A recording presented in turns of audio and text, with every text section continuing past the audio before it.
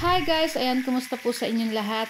Happy Monday everyone. And ayan, medyo maulan po ngayon. Ayan, ingat-ingat po sa mga may pasok sa school at sa mga may pasok sa trabaho. Ayan, ingat po lagi. Ayan, huwag kalimutan magdala ng payong. So for today's video ay tara at samahan niyo po ang magluto nitong ating tilapia sweet and sour. Ayan, so request po, ayan, dahil nasarapan sila nung last kong luto na yellowfin tuna na luto ko rin ng sweet and sour. So this time is tilapia naman na isda yung ating gagamitin. So ayan, at pripritusin lang natin lahat itong ating tilapia na nandito, at pagkatapos ayan, magpapainit na tayo dyan uli ng ating kawali at mag-start na tayo mag-gisa ng ating luya. Ayan, so meron po tayo dyang dati lang po yung ating mga ingredients, yung ating carrots, yung ating pipino. Naglalagay pa ako ng pipino, pero optional. Kung ayaw nyo naman po, okay lang. Tapos meron tayong pineapple.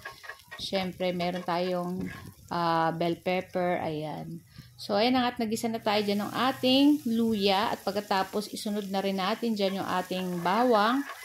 At halu-haluin lang natin po yan. At pagkatapos, isunod na rin natin dyan yung ating sibuyas. So, naglagay na rin po ako dyan ng konting asin at konting paminta, kasi yung ating isdang pinirito na tilapia is may asin na rin po yun. So kung medyo matabang pa, mamaya magdadagdag na lang tayo uli ng asin kung kailangan pang magdagdag. So ayan, nilagay na rin natin dyan yung ating carrots. Ayan, pagkatapos ayan, ilagay na rin natin dyan yung ating pineapple tidbit. So isang sachet lang na maliit yung ginamit natin dyan, guys. Ayan, then halu-haluin lang po natin iyan. Pagkatapos nito, guys, pwede na tayong maglagay ng asukal. Ayan, mga isang kutsarang asukal. Tapos naglagay tayo ng konting soy sauce. Ayan, syempre yung ating sweet and sour is manamis-namis, kaya nga sweet, diba? Charot. So ayan nga, at naglagay na tayo dyan ng ating pampakula, yung ating ketchup. Syempre, pampasarap pa din po yan at pampalasa.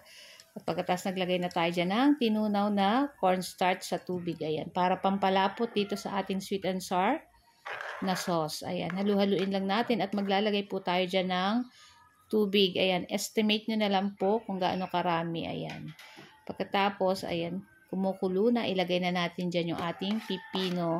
Maliit na pipino lang po yung ginamit namin dyan. At ilagay na rin natin dyan yung ating red bell pepper. Naku, napakabango nito, guys. Talagang napakasarap. Taob na naman ang kanin nito for sure. Ayan, halu-haluin lang po natin iyan. Naku, napakasarap talaga ng ganitong luto. Naku, bibili ka nito, guys, sa labas, mahal na po yung ganito. Kaya much better na ikaw na lang magluto, o diba?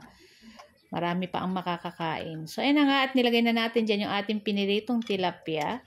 Ayan, inalalagay lang natin sa ibabaw yung ating mga sangkap na nandyan. So ayan na nga, at luto na rin to, guys. So tara na, at samahan nyo na rin po kaming kumain ng aming lunch.